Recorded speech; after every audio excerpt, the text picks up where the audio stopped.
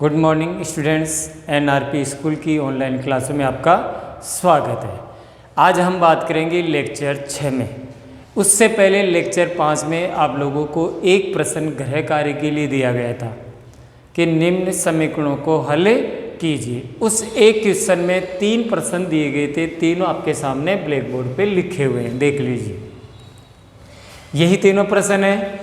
आप लोगों ने अपनी SW की कॉपी में इनको हल कर लिया होगा, क्योंकि आप सभी अच्छे विद्यार्थी हैं, पढ़ने वाले विद्यार्थी हैं और अच्छे विद्यार्थी समय पे अपना कार्य हल करते हैं। चाहे वो घर का काम हो या विद्यालय में आपके गुरुजन आपको जो भी क्वेश्चन देते हैं वो आप ध्यानपूर्वक समझते होंगे, हल कर रहे होंगे। जैसे ही ये ऑनलाइन क्लासेस चल रही है, उसके बाद ऑफलाइन क्लासेस शुरू होगी, तब आपका ये गृह कार्य चेक किया जाएगा और ये देखा जाएगा कि कितने विद्यार्थी पढ़ रहे थे, कितने विद्यार्थी नहीं पढ़ रहे थे। जो विद्यार्थी ऑनलाइन क्लासों को ध्यानपूर्वक पढ़ रहे थे, होमवर्क कर रहे थे, वो जैसे ऑफलाइन क्लासेस शुरू होगी तब उनको अच्छा समझ में आएगा, वो अच्छा एग्जाम में क्वेश्चन करेंगे, क्योंकि आप बोर्ड क्लास में हैं और बोर्ड क्लास में पेपर विद्यालय से नहीं होते, ये गवर्नमेंट के पेपर होते हैं, एग्ज़ाम बाहर होता है। अब आप ये सोच रहे होंगे कि इस बार भी बिना एग्ज़ाम के प्रमोट कर दिया। तो देखिए, इस बार तो एक महामारी थी, लॉकडाउन था, इस वजह से प्रमोट कर दिया गया, लेकिन अब आगे ऐसा नहीं होगा। तो आप सभी को ध्यानपूर्वक इन ऑनलाइन क्लासों में जो पढ़ाए जा रहे चैप्टर वो ध्यान से पढ़ने हैं और समय पर अपना होमवर्क भी हल करना है। अब अपने क्वेश्चनों का मिलान कर लेंगे कि आपके क्वेश्चन सही थे या गलत थे। अगर सही थे तो इसका मतलब अच्छी बात है, आपके समझ में आ रहा है, और कुछ क्वेश्चन अगर गलत भी हो जाते हैं तो आपको टेंशन नहीं लेना है, क्योंकि उनको पुनः ध्यान से समझ लेंगे। पहला सवाल है y + 3 = 10। तो प्रश्न को एक बार पुनः उतार लेते हैं। y + 3 = 10। पक्षांतरण करेंगे तो y का तो y रह गया 10, 3 प्लस का था, इस तरफ आते किसका हो गया, माइनस का। तो y = 10 में से 3 गया तो 7। तो आप लिख सकते हैं अतः y = 7। पहला प्रश्न कंप्लीट हो गया। प्रश्न नंबर 2 है, पुनः उतार रहा हूँ मैं। 2x / 3 = 18। अब आपको क्या करना है, इसके बटे में 1 लगा देना है। पक्षांतरण कर नहीं सकते, वज्र गुणा करने पर, क्या करने पर, वज्र गुणा करने पर। वज्र गुणा का मतलब है इस प्रकार, तिरछा गुणा में एक बार इसको समझा दूं आपको कि पहली संख्या का अंश दूसरे के हर से गुणा होता है और पहली का हर दूसरे के अंश से ऐसे गुणा होता है। तो 1 से गुणा होगा 2x और इधर 3 से गुणा होगा 18। तो 2x का 2x और 18 × 3 18 × 3 54। अब आपको x का मान ज्ञात करना है। 54x और 2 में किसका संबंध है, गुणा का। तो 2 इस तरफ दाएं तरफ आते ही भाग में आ जाएगा। अब x = 54 में किसका भाग देना है, 2 का भाग देना है। दे लीजिए, 2 दूनी 4, शेषफल कितना बच गया, 1, क्योंकि 5 में से 4 गया तो कितना बच गया, 1। अगला अंक 4 को उतार दीजिए। अब 2 का पहाड़ा बोलेंगे कि 14 कितनी बार में आते हैं, 2 × 1 = 2, 2 दूनी 4, 2 3 6, 2 4 8, 2 5 10, 2 6 12, 2 7 14। 7 बार में 14 आ रहा है। 14 में 14 गया 0, आगे कुछ शेष नहीं बच रहा, मतलब आपका भागफल 27 आया। तो x का मान कितना आ गया, 27। आप लिख सकते हैं अतः x = 27। दूसरा प्रश्न कंप्लीट हो गया। प्रश्न नंबर 3 पे ध्यान देंगे। प्रश्न नंबर 3 है 17 + 6p = 9। 17 + 6p = 9 है। पक्षांतरण करेंगे, 6p तो ऐसा कैसा आ गया, 9 पहले से ही था, 17 इधर आते किसका आ गया, माइनस का। तो 6p = अब ये बताइए कि 17 बड़ा है कि 9, 17, 17 के कौन सा चिन्ह है, माइनस। 17 में से 9 घटाएंगे तो 17 में से 9 गए तो 8, ये 8। पी का मान ज्ञात करेंगे, -8, 6 और पी में संबंध किसका है, गुणा का, तो गुणा किसे बदल जाएगा, भाग में। अब P बराबर, अब ये बताइए कि 8 में और 6 में किसका भाग जा रहा है, 2 का। दोनों ही संख्याओं में 2 का भाग जा रहा है, तो माइनस तो ऐसे उतर जाएगा, 2 चौक 8, 2 तिया 6। तो हम लिखेंगे अतः P बराबर -4/3। आपके पास आंसर आ गया ये, P बराबर -4/3। इस प्रकार आपके जो SW के क्वेश्चन थे वो कंप्लीट हुए, ध्यान से देख लेंगे। अब शुरू करेंगे हम एक्सरसाइज 2.2। अभी तक तो सरल समीकरण थे, अब धीरे धीरे समीकरण कठिन होते जाएंगे। हिंदी में होंगे समीकरण आपको बनाने हैं, अभी तो समीकरण बने हुए थे तो सिर्फ हल करना था। अब ध्यान से सुनेंगे, जैसे जैसे प्रश्न बोलता जाएगा वैसे वैसे समीकरणों को हम हल करते हुए जाएंगे। इसका उदाहरण करवा रहा हूँ क्योंकि उदाहरण भी इम्पोर्टेंट होते, बोर्ड क्लास है और बोर्ड क्लास में उदाहरण भी इम्पोर्टेंट होते। उदाहरण नंबर 5, 4 तक पहले से हो गए थे। उदाहरण 5 प्रश्न पढ़ रहा हूँ ध्यान से। परिमेय संख्या -7/3, परिमेय संख्या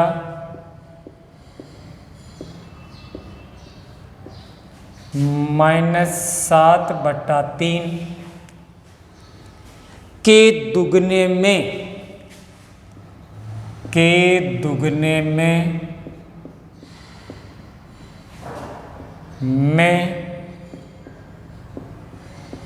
क्या जोड़ा जाए,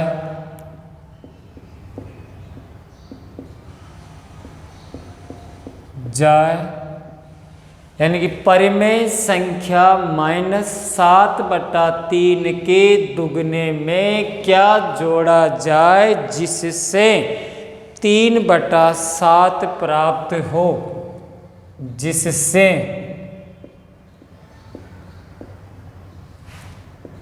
3/7 प्राप्त हो।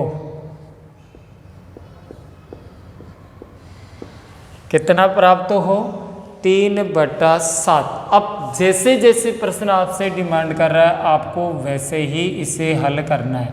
तो पहला काम तो है समीकरण बनाना।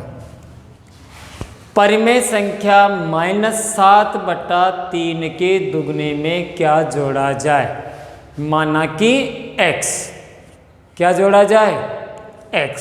सबसे पहले तो लिखेंगे माना कि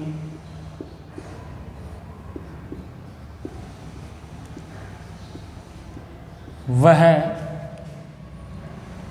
संख्या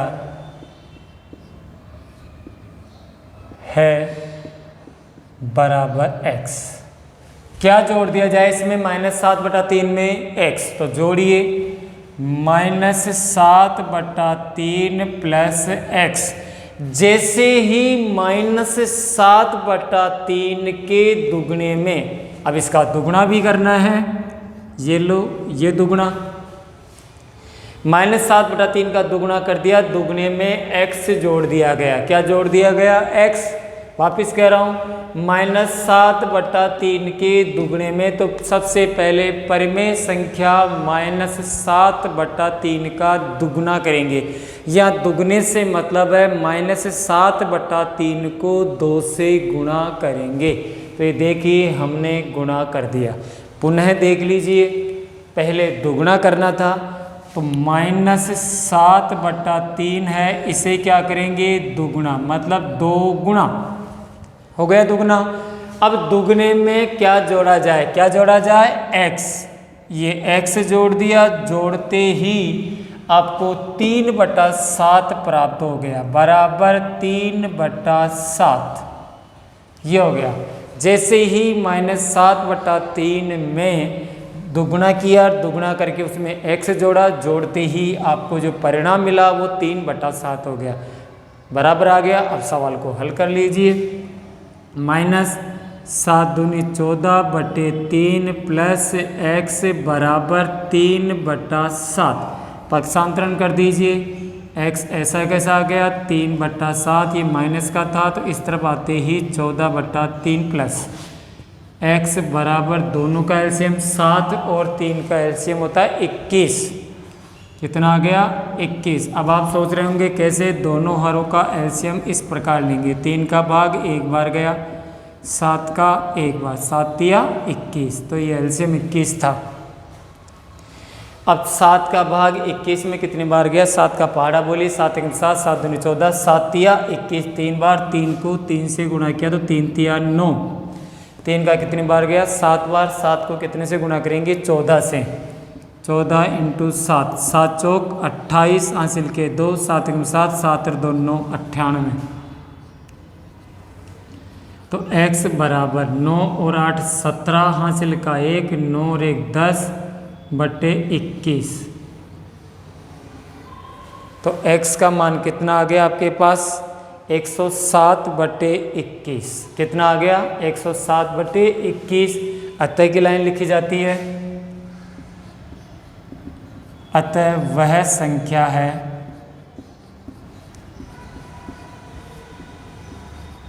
बराबर 107/21, जिसके दुगने -7/3 के दुगने में जोड़ने पर 3/7 प्राप्त होता है। इस प्रकार प्रश्न हिंदी में होंगे, आपको समीकरण बनाने हैं, समीकरण बनाने के बाद उसे हल करना है।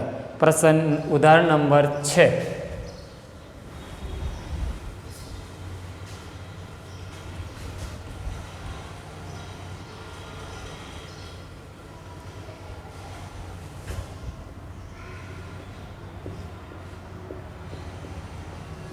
हाँ जी, उदाहरण नंबर 6 ये कह रहा है एक आयत का परिमाप 13 सेंटीमीटर है।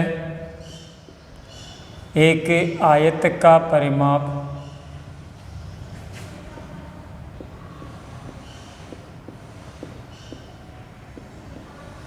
एक आयत का परिमाप 13 सेंटीमीटर है। किसका परिमाप, आयत का परिमाप 13 सेंटीमीटर है और उसकी चौड़ाई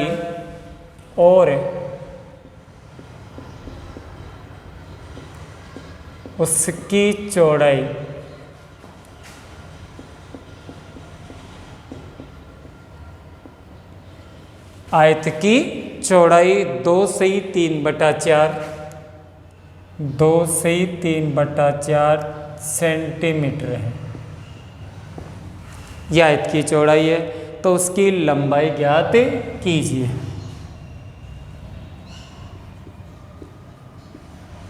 उसकी लंबाई ज्ञात कीजिए।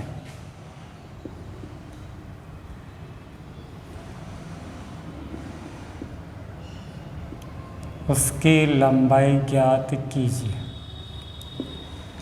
सवाल हल कर रहे हैं, जैसे जैसे प्रश्न आपसे पूछा जा रहा है, जो भी प्रश्न पूछा जा रहा है वो उसी को मानना है। इसमें आयत की लंबाई पूछ रहा है आपसे, क्या पूछ रहा है, आयत की लंबाई, तो हम लिखेंगे माना कि आयत की लंबाई, माना कि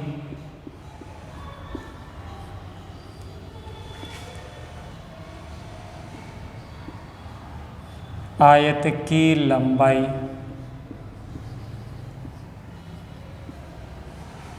बराबर x सेंटीमीटर। हमने आयत की लंबाई मान ली कितनी, x सेंटीमीटर। दी हुई है चौड़ाई आपके सामने दे रखी है 2 सही 3/4, या इस मिश्र भिन्न को अनुचित भिन्न में बदल देते हैं। 4 दूनी 8 और 3 11/4 सेंटीमीटर।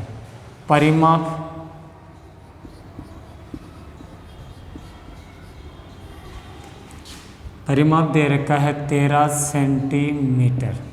अब आयत के परिमाप का सूत्र, इसलिए आयत का परिमाप, इसको लिख ले चलो, आयत का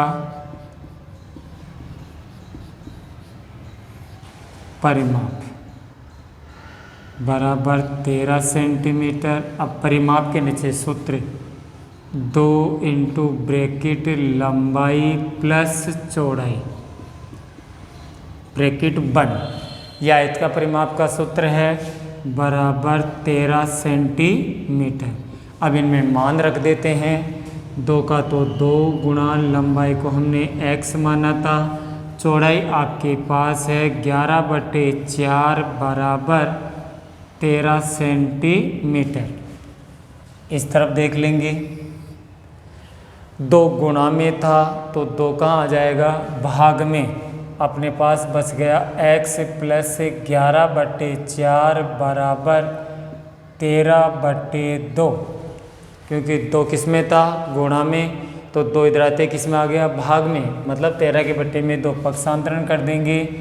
x बराबर 13/2 माइनस 11/4, तो x बराबर दोनों का एलसीएम ले लेते हैं। 2 का और 4 का एलसीएम कितना आ रहा है, 4। 2 का भाग कितनी बार गया, 2 बार गया। 2 को 13 से गुणा किया, 13 दूनी 26। 4 का 4 में 1 बार, 1 को 11 से गुणा किया, 11 एकम 11। तो x बराबर 6 में से 1 गया तो 5, 2 में से 1 गया तो 1/4। अब इसी को आगे मिश्र भिन्न बदल दो। 15 में हम किसका भाग दे रहे हैं, 4 का। 4 × 12, कितना बच गया, 3। 3 सही 3/4, 3 सही 3/4 सेंटीमीटर। तो हम लिखेंगे अतः आयत की लंबाई, अतः आयत की लंबाई, क्योंकि हमने लंबाई को ही x माना था, तो 3 सही 3/4 सेंटीमीटर। इस प्रकार ये आपका सवाल कंप्लीट हुआ। पुनः वापस पढ़ रहा हूँ, ध्यान से देखना है। प्रश्न था, एक आयत का परिमाप 13 सेंटीमीटर दे रखा है, उसकी चौड़ाई 2 से 3/4 सेंटीमीटर है और आयत की लंबाई पूछिए। तो हमने लंबाई को क्या मान लिया, x सेंटीमीटर, माना कि आयत की लंबाई है x, चौड़ाई आपको दे रखी है, मिश्र भिन्न से हमने अनुचित भिन्न में बदल दिया, परिमाप दे रखा है, तो हमने आयत जो दे रखा है उसी का सूत्र लगा दिया। क्योंकि आयत का परिमाप दे रखा है तो परिमाप का ही सूत्र लगा दिया, जिससे कि हमें हल करने में आसानी हो। यदि क्षेत्रफल दे रखा होता तो हम क्षेत्रफल का सूत्र लगाते, लेकिन यह परिमाप का सूत्र है तो हमने आयत का परिमाप का सूत्र लगा दिया। 2 गुणा ब्रैकेट लंबाई प्लस चौड़ाई बराबर 13, मतलब परिमाप। अब हमने 2 का 2 लंबाई की जगह क्या माना था, x, तो x से लिख दिया, चौड़ाई की जगह 11/4। 2 गुणा में था तो इस तरफ आते ही 2 किस में आ गया, भाग में आपके पास, और 11/4 प्लस का था, इधर आते किसका हो गया, माइनस का। हमने ले से ले लिया, 4 आ गया, 26 माइनस 11 15/4। अब 15/4 अंश बड़ा है, हर छोटा है, तो हम इसको मिश्र भिन्न में बदल सकते हैं। तो इसका आंसर आया 3 सही 3/4। अतः आयत की लंबाई होगी 3 सही 3/4 सेंटीमीटर। समझ गए इस प्रकार। अब आप इसके बाद में आता है अगला उदाहरण नंबर 7।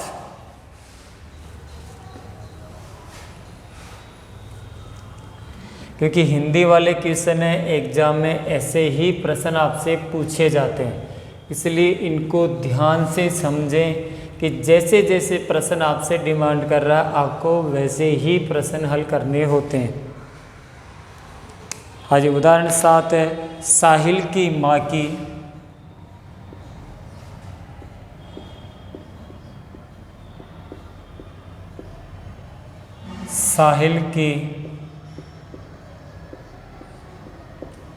माँ की वर्तमान आयु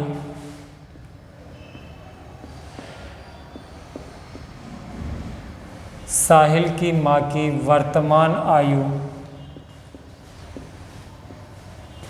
साहिल की माँ की वर्तमान आयु साहिल की वर्तमान आयु की साहिल की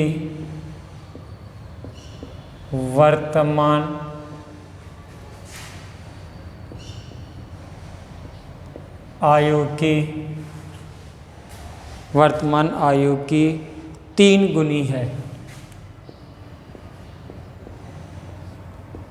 3 गुनी है। 5 वर्ष बाद 5 वर्ष बाद इन दोनों की आयु का योग, 5 वर्ष बाद उन दोनों की आयु का योग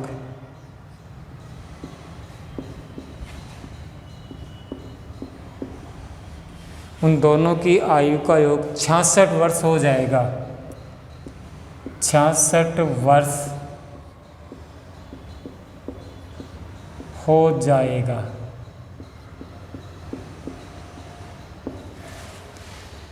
उनकी वर्तमान आयु ज्ञात कीजिए। उनकी वर्तमान आयु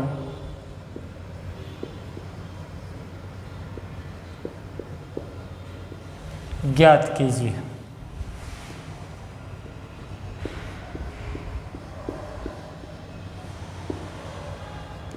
सवाल ध्यान से। साहिल और उसकी माँ की बात चल रही है। इसका मतलब है कि साहिल छोटा है और उसकी माँ बड़ी है, तो जो इसमें छोटा होता है हम उसी की वर्तमान आयु मानते हैं। माना कि साहिल की वर्तमान आयु, माना कि साहिल की वर्तमान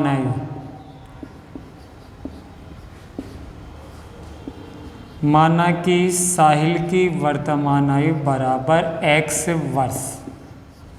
कितने वर्ष? x वर्ष। साहिल की माँ की वर्तमान आयु साहिल की आयु की कितनी गुनी है? 3 गुना। साहिल की x है तो उसकी माँ कितनी होगी? 3 गुना x, अर्थात 3x। 3 गुना का मतलब है 3 गुना x, क्योंकि साहिल की आयु x है तो x की 3 गुनी है, तो 3x हो गई। यहाँ लिखेंगे साहिल की माँ की वर्तमान आयु, साहिल की माँ की वर्तमान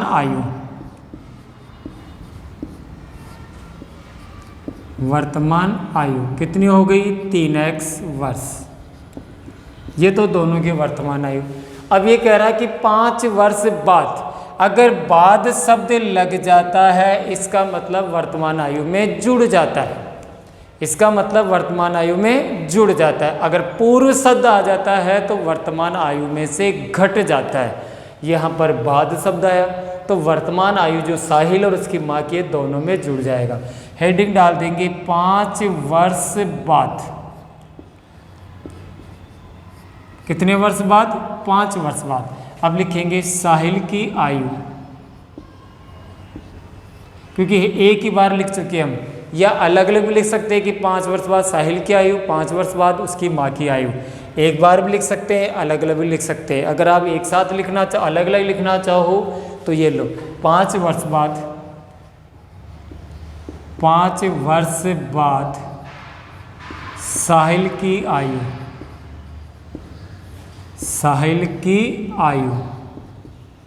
तो कितनी थी पहले? x, उसमें 5 और जोड़ दो, 5x। ये हो गई 5 वर्ष बाद साहिल की आयु। माँ की आयु 5 वर्ष बाद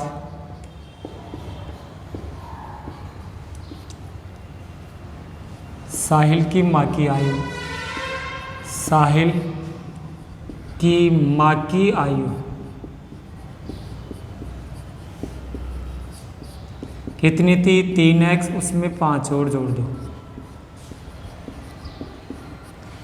अब प्रश्नानुसार प्रश्न क्या कह रहा है आपको, हेडिंग ध्यान से देखेंगे। प्रश्नानुसार अब समीकरण बनाना है। आप लोगों को ये कह रहा है कि दोनों की आयु का योग, मतलब ये दोनों की आयु का, जो दोनों शुरू में वर्तमान मानी जाती है तो ज्ञात की जाती है, बाद में या पूर्व में जो शब्द आता है वो समीकरण बनाने का काम करता है। तो साहिल और उसकी माँ की आयु, तो साहिल और माँ की आयु है x + 5 और प्लस 3x + 5, दोनों की आयु का योग बराबर 66 वर्ष, बराबर 66। हल कर दीजिए। x + 5 + 3x + 5 बराबर 66। 3 और 1 4x, संख्या हो गई आपके पास 5 5 10 बराबर 66। 4x बराबर 66 माइनस 10, 4x बराबर 56, तो x बराबर 56/4। तो 56 में कितने का भाग देंगे? 4 का। 4 एकम 4 और 4 चौक 16, तो x बराबर आपके पास कितना आ गए? 14। ये x का मान आया। x किसका मान था? साहिल की वर्तमान आयु थी। किसका मान था? साहिल की वर्तमान आयु। तो हम लिखेंगे अतः साहिल की वर्तमान आयु, अतः साहिल की वर्तमान आयु x बराबर 14 वर्ष। साहिल की माँ की वर्तमान आयु, साहिल की माँ की वर्तमान आयु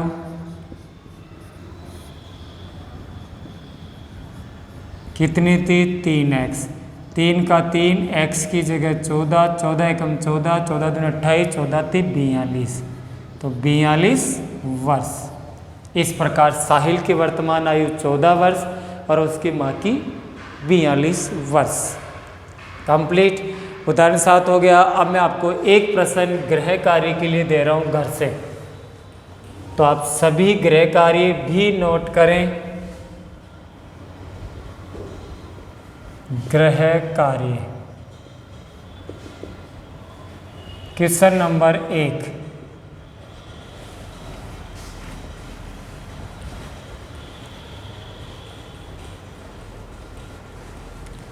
हाँ जी, क्वेश्चन नंबर 1 नोट करेंगे आप सभी।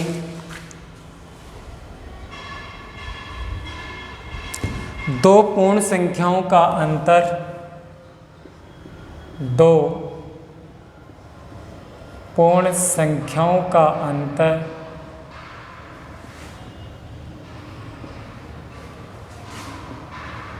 दो पूर्ण संख्याओं का अंतर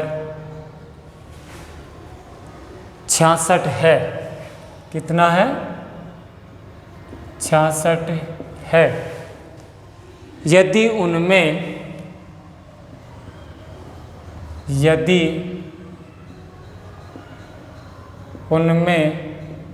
2:5 का अनुपात है,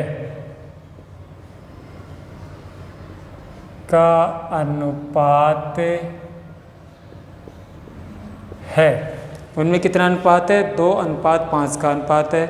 तो वे संख्याएं ज्ञात कीजिए। तो वे संख्याएं ज्ञात कीजिए।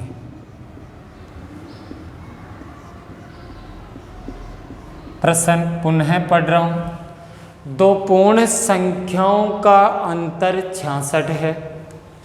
यदि उनमें 2:5 का अनुपात है, दोनों पूर्ण संख्याओं में अनुपात है 2:5, तो वे संख्याएं ज्ञात कीजिए। अब आप क्या करेंगे? इन दोनों, माना कि दोनों संख्याएं जो अनुपात में है 2:5 में, तो आपको लिखना है माना कि दोनों संख्याएं 2x अनुपात 5x, x आपको इनके साथ मान लेना है।